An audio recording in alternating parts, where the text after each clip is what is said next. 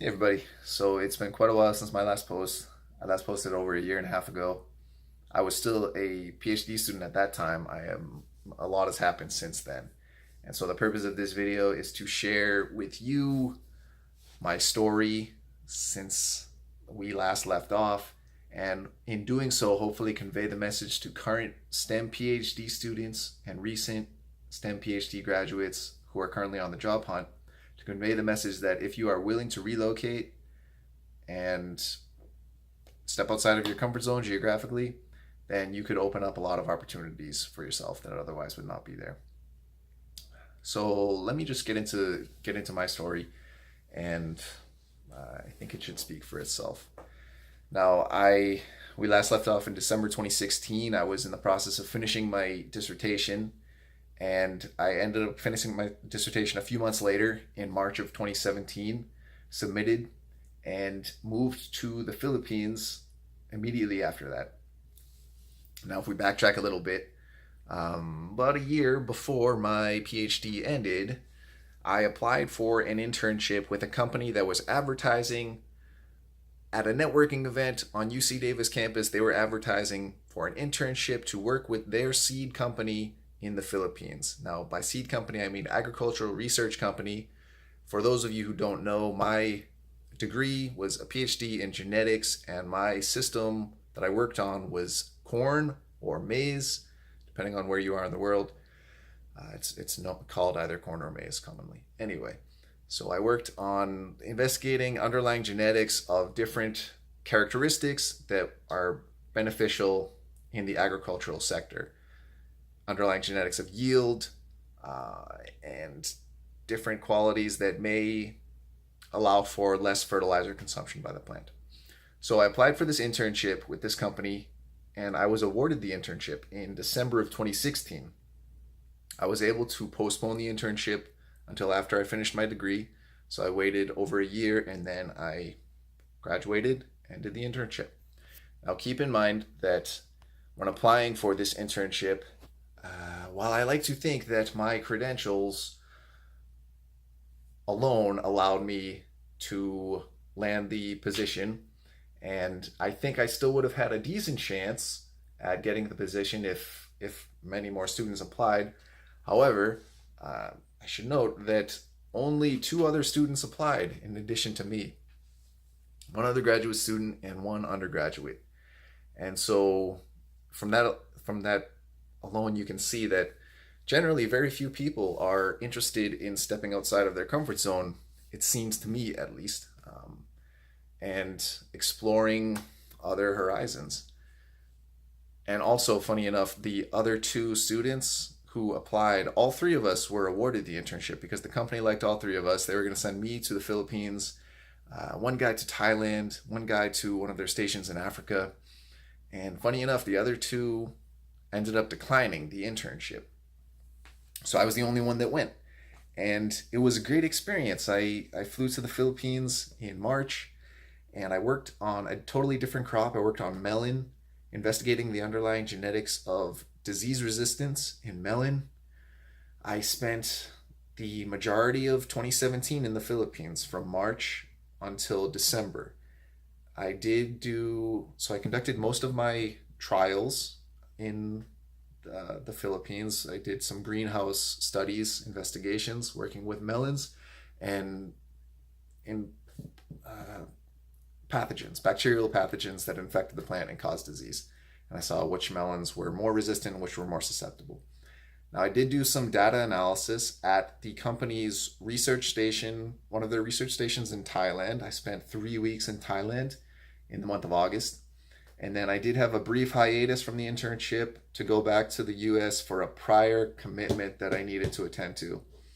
And then I returned to the Philippines in early October and finished up a few more trials and concluded the internship in December. Overall, the experience was extremely rewarding, very, very fruitful. I got a much better perspective of just how people do things outside of the US. They're generally in different cultures, you'll encounter different ways of solving problems scientifically. And so it was very valuable to see those other approaches that people have for tackling different situations. Now, I will say that if you're going to go to a new country with a completely different culture, you will encounter some difficulties in terms of cultural adjustments. Particularly for me, I don't want to get into too many specifics of the causes of stress, but a few examples were the public transportation system. All of the vehicles were very, very small, kind of built for, I should say, standard Filipino sized people. And I am taller than average. I'm about 6 feet 3 inches. So I would always be kind of crouching into these little vehicles, and it was a bit uncomfortable. And there was a lot of pollution in the city that I was because of just so much traffic. Sorry, the focus is kind of messing up right now. Let's see if we can get back into focus. Okay, there we go. So there was a fair amount of pollution away from the research station, closer to the city center. The research station was in a more rural area, though. And then also, I stood out in the Philippines, tall white guy, and I'm not used to being the center of attention, but it would be common for people to look at me quite a lot and just kind of stare. Not an intimidation thing, just curiosity. And I understood that, but it was a bit uncomfortable for me. But overall, so I would say that if you're going to a new culture, you will encounter stressful situations, and yeah. But I would say the positives of this experience vastly outweighed the negatives. I again was able to obtain a new perspective, work with a new crop that I hadn't previously worked with, and make friends, make some really strong lifelong friendships with people from the other side of the world. I know that I'll be able to go back and visit. I have a handful of friends that I made there that I consider very strong friendships, and so I'll be able to go back and visit them in the future and just see how their lives unfold. It'll be nice to see. And so I had a great time overall in the Philippines. I would highly recommend stepping outside of your comfort zone and seek opportunities internationally if you can. Now, for the next chapter of this story, so I returned to the U.S. in December. I spent just before Christmas. I spent the month for holidays with my family, who was on the East Coast, and then I flew back to California to continue my job hunt. So when I got back to Davis, I attended a networking event, the same networking event that the company I interned for had advertised. They had advertised for their internship through this networking event. So the coordinators of the event asked me to come back after having completed my internship to share a few words about my experience. I did so. I showed pictures of the experience and talked for about 5 minutes. And lo and behold, there was a man in the audience who's from a local seed company, an international seed company, but based in Northern California. And so he approached me afterwards and he said, "Oh, really nice story. I really liked your experience and what you showed." And I was talking with one of my friends at the time who was also the coordinator for the event.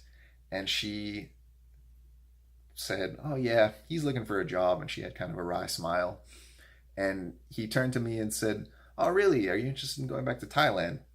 And I kind of just said without hesitation, "Yeah, I would be." And it caught him off guard. I saw visually he was like, "Oh, okay." So we exchanged contact info and set up some interviews for this position he had. And while their company is local, again, they're international, so they have stations all over the world, and they had an opening for a position in Thailand. And the series of interviews from that point went well. I got the job, I think in large part because of my prior experience internationally, and also because I was working with a related crop.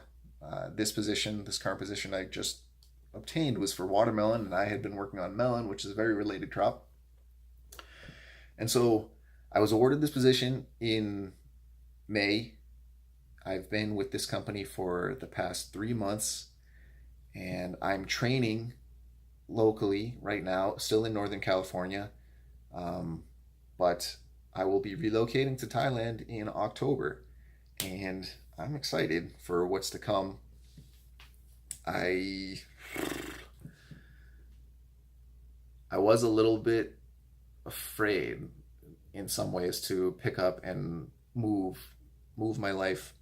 Uh, the internship was, I knew it was temporary, but this is more of a long-term commitment. It's at least 3 years, and I was a bit afraid, but I was also more so excited. I think in general, if you are thinking about relocating internationally, or even the other side of your home country, any sort of relocation could be problematic and pose its own issues. But if you are thinking about it but are afraid, it's okay to be afraid, but don't let that fear hinder you from pursuing an opportunity that might be very rewarding for you and for your future career. So, with that said, I'll end this video pretty soon because I'm pretty tired. Again, I just returned from Thailand today. I actually visited the station that I'll be relocating to. I visited the station and my colleagues there for the first time, and spent a week with them. Well, I spent 2 weeks with them. 1 week for a conference in Bangkok, and then another week with them on the station in a different city. Got to know the team there. Got to set up. I found a house that I'll be living in. I hired an assistant who will start around the same time that I relocate there. And so things are really coming into place. And this opportunity, I'm very excited for it. And I know that it wouldn't have come about if I hadn't kept an open mind to pursuing opportunities internationally. So that is the advice that I stress to you. Seek opportunities outside of your comfort zone. Be open, just see what happens. And I wish you all the best in your journeys. Feel free to let me know how things go. If you decide to pursue something internationally, I would be very interested to see your story in the comments below. And if you are interested to follow my story as it unfolds, I am not very active in posting videos here on YouTube.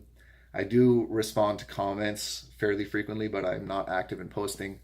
But I do post a frequent amount on Instagram, post pictures of my travels, and Twitter. I just post random story or articles that I think are interesting and my own random stupid thoughts. So feel free to follow me on those platforms if you'd like. I'll put my links in the description below. And again, best of luck to all of you in your job pursuits and your future careers. Take care.